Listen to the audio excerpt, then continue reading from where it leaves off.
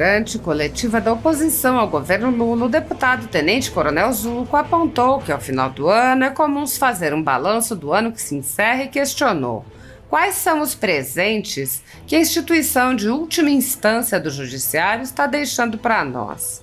O deputado admitiu: aqui nesta coletiva tem parlamentares dedicados que representam a voz da sociedade brasileira. Aqui tem parlamentares ameaçados, parlamentares que, ao invés de se preocupar com projetos ou entregas, estão preocupados com a sua segurança, com o seu mandato, no momento mais difícil já visto para o Congresso Nacional. O deputado apontou que, mesmo em meio às perseguições, os conservadores vêm se afirmando. Ele disse: nós mostramos em 2024 que a maioria dos brasileiros são conservadores, quer a máquina e o sistema queiram ou não. O sistema tem que entender que a maioria dos brasileiros vota com a gente. Quando se fala Supremo é o povo, sim, é o povo que vai votar, que vai escolher cada representante de forma majoritária. Zuco afirmou que o apoio para as presidências das casas legislativas está baseado em acordos para garantir, entre outros pontos, a anistia aos presos e perseguidos políticos do ministro Alexandre de Moraes. O deputado prosseguiu: há também esse apalavrado das nossas prerrogativas parlamentares. O deputado alertou a velha imprensa: vocês podem ter certeza de que em 2026 nós aqui não seremos mais oposição. Nós seremos situação e é importante nos respeitar. Bom dia a todos. Nós decidimos fazer esse balanço desses 2 anos com muita responsabilidade. 2 anos que realmente precisam ser analisados por vocês, pela imprensa e pelos brasileiros. Momento que normalmente se comemora as festas de final de ano. Mas quais são os presentes que a gestão atual do governo federal está deixando para nós? Quais são os presentes que a instituição de última instância do judiciário está deixando para nós? Aqui, nesta coletiva, tem parlamentares dedicados que representam a voz da sociedade brasileira. Aqui tem parlamentares ameaçados, parlamentares que, ao invés de se preocupar com projetos, com entregas, estão preocupados com a sua segurança, com o seu mandato. No momento mais difícil já visto para o Congresso Nacional. Nós poderíamos falar da inflação, poderíamos falar de uma péssima reforma tributária, dos escândalos nos ministérios. Nós poderíamos citar os gastos exorbitantes da esbanja. E isso, alguns parlamentares vão dar detalhes. Mas nós queremos falar que em 25, a meta destes parlamentares que estão aqui é fortalecer ainda mais os nossos princípios e valores de Deus, de pátria, de família, de liberdade. Nós mostramos em 2024 que a maioria dos brasileiros são conservadores, quer a máquina e o sistema queiram ou não. O sistema tem que entender que a maioria dos brasileiros vota com a gente. Quando se fala Supremo é o povo, sim, o povo que vai votar, que vai escolher. Cada representante diz de forma majoritária. E isso nos motiva para 25 fortalecer nos estados o que está acontecendo e ampliar não só o que aconteceu em 24 de vereadores, de prefeitos, mas de deputados estaduais, de deputados federais, de senadores da República, governadores e, lógico, da presidência. Nós vamos trabalhar em 25 o que foi apalavrado em relação à anistia, e inclusive a oposição está apoiando a candidatura em cima do que foi apalavrado em relação à anistia. Vamos também trabalhar de forma responsável, porque isso é democrático, a contagem pública dos votos necessária. Vamos, logicamente, buscar o fortalecimento, e há também esse apalavrado nas nossas prerrogativas parlamentares. E eu quero agradecer à imprensa responsável que está enxergando este movimento, que vocês podem ter certeza que em 26 nós aqui não seremos mais oposição, nós seremos situação, e é importante nos respeitar. 27. Em 27, é verdade. Eu quero chamar alguns parlamentares que vão também tecer alguns comentários, e peço que a imprensa fique um pouco mais, porque temos também um comunicado de uma organização que faremos agora na parte da tarde. Eu chamo aqui meu colega Nicolas.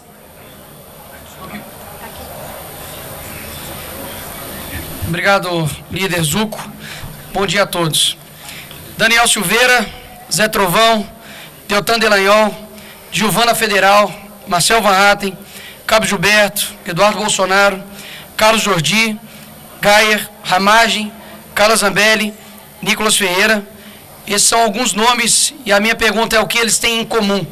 O que eles têm em comum é que todos são perseguidos pelo STF, especialmente pelo ministro Alexandre de Moraes, seja por busca e apreensão, seja por prisão, como está Daniel Silveira, seja como Zé Trovão, que tomou posse com tornozeleira eletrônica, seja por busca e apreensão, como o Jordi aconteceu sendo líder da oposição, sendo como a Carla Zambelli, também da mesma forma. Ou seja, o que eu quero dizer aqui não é que nós temos uma birra com o STF, não é que nós, deputados de direita, estamos dando chilique contra o STF. Nós estamos dizendo que nós somos a voz do povo. E quando o STF ele nos persegue, ele está até perseguindo. Afinal de contas, nós temos agora, pela primeira vez no nosso país, um general de 4 estrelas preso. Vai passar o Natal na cadeia, enquanto o senhor Sérgio Cabral, que foi condenado a 400 anos de cadeia, passará a sua ceia de Natal, não tenho dúvidas, em uma mesa farta. Ou seja, isso daí é simplesmente uma afronta nossa contra o STF por conta de chilique? Claro que não. Afinal de contas, o STF tem usurpado o seu poder em decidir coisas absurdas. Ele tem pegado o protagonismo de decidir sobre a vida, sobre a sua vida. O Dino tem, inclusive, enfiado sobre um contrato de cemitério em São Paulo. Ou seja, não é que nós, deputados aqui, perdemos o protagonismo ou nós somos incapazes de fazer o nosso ofício. Pelo contrário, quando você vê a humanidade, não é que quem lutava contra a ditadura não eram pessoas incapazes, não. É porque exatamente as pessoas que têm o monopólio do poder impedem com que os meios democráticos sejam exercidos. Então, o que eu tenho a dizer para os senhores que depositaram os votos em nós, e que nós, pela Constituição, de fato, somos os representantes legais, onde o poder emana do povo por conta disso, de que muitos no meio do caminho não desistiam, afinal de contas, temos um regime petista implacável, que utiliza-se em diversos meios para poder nos suprimir. Mas no meio desse caminho, alguns irão desistir, outros irão desanimar, outros irão atacar quem está colocando até mesmo sua própria liberdade em jogo para poder se defender. Mas quero deixar algo bem claro. A história não se resume somente por batalhas ganhas ou perdidas. A história se resume por aqueles que persistem e que resistem. Uma pessoa muito poderosa aqui nessa casa, certo dia, me disse o seguinte: olha, Nicolas, presta atenção. O mundo, ele é aqui, ó. O mundo, ele dá voltas. Os mesmos asseclas que prenderam Lula também soltaram Lula. Fiquem em paz que eu ainda vou ver senador aqui da República, que é ainda manipulado por ministros do STF, votando a favor de impeachment de ministro em alguns anos próximos. Porque as pessoas não estão cegas. As pessoas não estão mais manipuladas. Se você entra dentro hoje de um Uber, conversa com um caixa de supermercado, em quem estão privando a liberdade das outras. Então fiquem em paz, porque 2019 Lula estava preso, Dilma tinha recentemente sido impeachmentada e todo o sistema se juntou para poder beneficiar uma pessoa que é vergonha internacional. Vocês acham que o Brasil também não irá se juntar para poder retomar ao poder aquele que, de fato, prega uma pátria livre e não uma pátria preso? E esse nome que gera pavor, arrepios, desde professor universitário que doutrina, desde bandidos que traficam nesse país, desde criminosos que estão soltos, desde corruptos que estão aqui nesse parlamento e nesse congresso. Há somente um nome que gera arrepios, que chama Jair Messias Bolsonaro. Esse é o nome para poder dizer que ele não está sozinho. Vocês não ganharam de 10% de diferença. Vocês não ganharam de 40% de diferença. Foi 1% praticamente de diferença. Ou seja, a nova geração que está vindo está percebendo que a nossa liberdade, ela vale mais do que tudo. E as pessoas estão extremamente atentas a isso. Então o recado para o STF. 2016, que pena que eu não tenho 35 anos, senão eu veria como senador. Mas em 2026, Jair Bolsonaro, com todo esse exército que tem aqui atrás, nós iremos fazer a maior bancada do Senado para poder pautar e reequilibrar esse país. Esse é o recado que eu tenho para aqueles que estão usurpando o seu poder, que que tem certeza, que tem até poderes sobrenaturais, porque agora estão fiscalizando até oração de pastor, oração de padre, na verdade, porque padre agora não pode mais fazer prece. Ou seja, nós somos a verdadeira voz do povo. Que fique bem escrito isso aqui nesse dia, de que o mundo ele dá voltas, e pode ter certeza que nós retornaremos ao poder real nesse país e teremos orgulho novamente de ver essa pátria verde e amarela. Obrigado, senhores. Vou chamar agora para representar o nosso líder no Senado, o senador Rogério Marinho. Para representar o líder Rogério Marinho? Isso aí. Bem, bom dia a todos. Saudação especial aqui a todos os deputados e deputadas que estão aqui presentes, que representam a oposição na Câmara dos Deputados, que têm feito um trabalho extraordinário. Eu acredito que esse momento agora é de prestação de contas, e nós estamos aqui para dizer que há uma afinidade, há uma interação, uma convergência de pensamentos e de prática naqueles que fazem também a oposição no Senado da República com a Câmara Federal. Nós temos hoje, sem dúvida nenhuma, um partido que representa de verdade e com nitidez a direita conservadora no país. Isso é importante ser dito, porque raramente nós vimos retratado na imprensa o que de fato aconteceu nas eleições de 2024. Eu quero lembrar aos senhores que o Partido Liberal era talvez o 12º ou 14º país em número de legenda para vereadores. O Partido Liberal, em 2024, com a chegada do presidente Bolsonaro, é o primeiro do país em voto de legenda para vereador. O Partido Liberal era um partido que não havia feito sequer um vereador primeiro colocado em capitais da República. Após o presidente Bolsonaro, é o partido que elegeu em 10 capitais o primeiro colocado. O Partido Liberal é um partido que tinha apenas 2 cidades entre as 103 cidades brasileiras de maior número de eleitores comandadas pelo PL. Após a chegada do presidente Bolsonaro, Nós somos o partido que tem 16 cidades comandadas pelo PL, mais 19 como vice-prefeito. E nós somos o primeiro do Brasil com essa condição. O Partido Liberal era o 11º partido do Brasil em número de votos nominais para prefeito em cidades brasileiras nas eleições de 2020. Com a chegada do presidente Bolsonaro, o Partido Liberal é o primeiro partido do Brasil em número de prefeitos em 2024. E isso não é pouca coisa.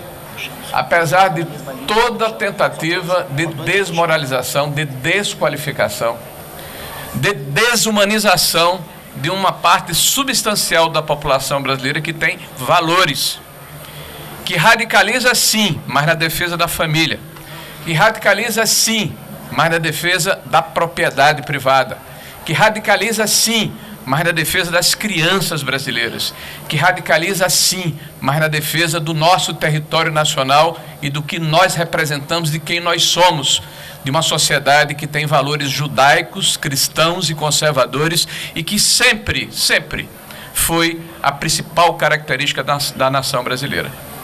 Essa é a radicalidade desse partido. E isso é o que nos distingue e nos faz diferente. E não é por acaso que este é o partido que não tem posições dentro do governo federal. O nosso partido não participa desse governo.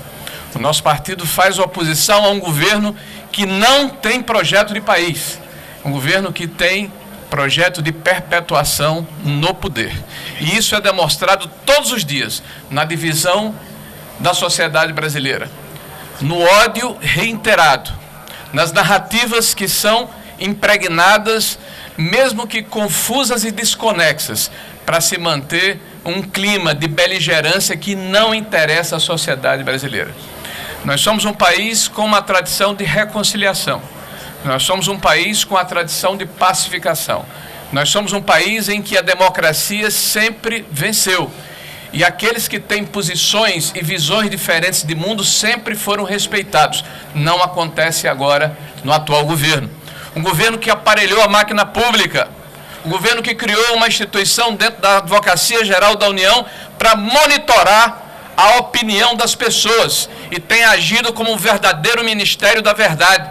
Essa situação, inclusive, que transbordou a ação executiva e se coligou com um pensamento majoritário do Supremo Tribunal Federal, que agora está julgando, senhores, o Marco Civil da Internet, no seu artigo 19, que pressupõe que para que um conteúdo seja retirado é necessário uma ação judicial. Ora, se isso é inconstitucional, me permitam, nós estamos virando a sociedade de ponta cabeça e invertendo valores.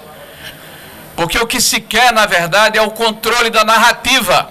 O que se quer, na verdade, é impedir, emudecer, emascular a população brasileira, para que passe literalmente a boiada. A boiada, como está acontecendo, por exemplo, com a nossa economia, com o reflexo da sociedade mais fragilizada, que não pode se proteger.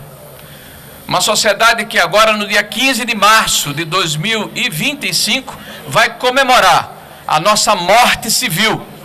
São 6 anos de um inquérito interminável, que deu poderes universais a um único juiz, que hoje se acha na condição, e é dado e respaldado pelos seus pares, de fazer e acontecer sem levar em consideração o ordenamento jurídico pátrio. Nós estamos vendo uma inversão de valores, nós estamos vendo um desbordamento das ações constitucionais que estão sendo relativizadas, a começar pela liberdade de expressão. Pessoas são condenadas e acusadas nesse país pelo crime do pensamento, pelo crime do livre-arbítrio, pelo crime de ousar e discordar daqueles que detêm hoje o poder de ocasião no nosso país. Isso é muito grave. Mas o pior é que está sendo banalizado, está sendo colocado como natural pela grande imprensa brasileira. Nós estamos assistindo agora alguns editoriais, até repetitivos, dos grandes jornais do país, que reclamam dos excessos cometidos pelo Supremo Tribunal Federal, mas sempre com um mas. Mas foi necessário, num determinado momento, para defender a democracia. O que é que nós deduzimos disso, dessa hipocrisia? A democracia está sendo defendida por aqueles que estão destruindo a democracia. Os que se arvoram em defensores da democracia, na verdade, são os mesmos que relativizam os direitos individuais e que praticam uma lei que é boa para os amigos e é ruim para os seus inimigos. Uma lei, por exemplo, que permite que quem esquarteja, mata alguém, como aquela moça lá em São Paulo, tenha 16 anos de prisão. Meu nome dela? Matsunaka. Mas quem pinta de batom uma estátua em frente ao Supremo Tribunal Federal tem 17 anos de prisão. Então, se isso não merece uma comparação, uma analogia, uma reflexão da sociedade, a sociedade também está neutralizada, adormecida e letárgica. E é o nosso papel diariamente acordar a sociedade brasileira. Eu não tenho nenhuma dúvida que esses tempos são desafiadores, que esses tempos são extingantes, que esses tempos que estamos vivendo nos cobram posicionamentos de coragem, de resiliência, de defendermos o que é correto, de defendermos o que é certo, de continuarmos a dizer aos nossos filhos qual é a diferença entre o certo e o errado, que não é possível acreditarmos que é correto perdoarmos pessoas que desviaram bilhões do erário público e dizermos que nada aconteceu.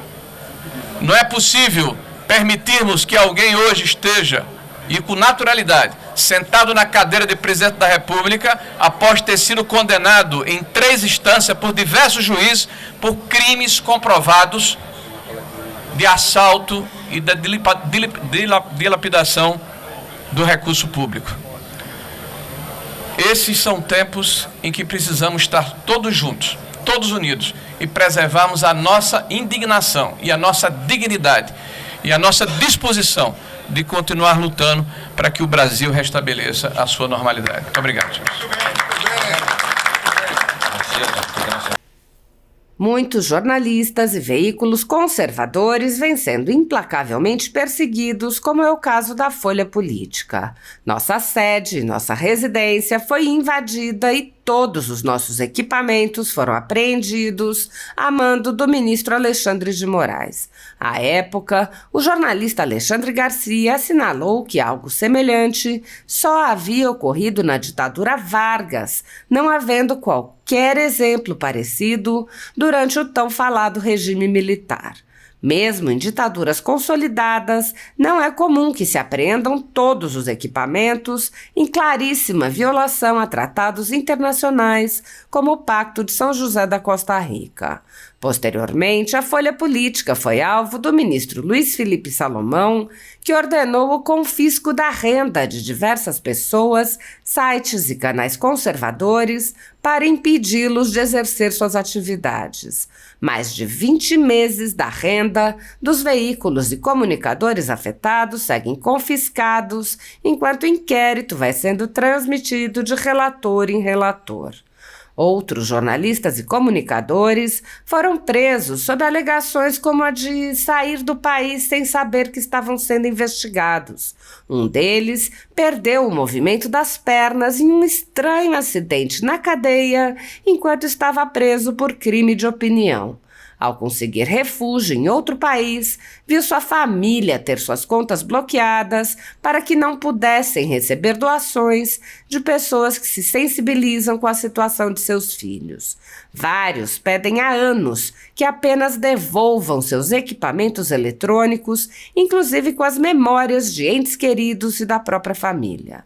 Outros buscaram refúgio em outros países e são considerados foragidos e são alvo de campanhas de difamação pela velha imprensa. As medidas arbitrárias impostas aos jornalistas e comunicadores conservadores, por suas características processuais, violam diversos artigos da Constituição e também de tratados como a Declaração Universal de Direitos Humanos e o Pacto de São José da Costa Rica, que protegem a liberdade de expressão e vedam tribunais de exceção. Os exemplos são muitos e a perseguição não cessa. Casas invadidas, redes bloqueadas, censura, bloqueio de contas sem confisco de bens, cancelamento de passaporte, proibição de contato, entre outras. Nos inquéritos políticos conduzidos em cortes superiores, Basta que parlamentares de extrema esquerda apresentem relatórios ou reportagens produzidos por pessoas suspeitas e interessadas, acompanhados de listas de pessoas a serem perseguidas, para que essas pessoas sejam privadas de direitos fundamentais. Se você apoia o trabalho da Folha Política e pode nos ajudar a continuar nosso trabalho, doe qualquer valor à empresa Raposo Fernandes através do Pix, usando o QR Code que está visível na tela ou com o código ajude@folhapolitica.org. Se preferir transferência ou depósito, a conta da empresa Raposo Fernandes está disponível na descrição deste vídeo e no comentário fixado no topo. Há mais de 10 anos, a Folha Política vem mostrando os eventos da política brasileira e dando voz a pessoas que o cartel midiático quer manter invisíveis. Pix ajude@folhapolitica.org.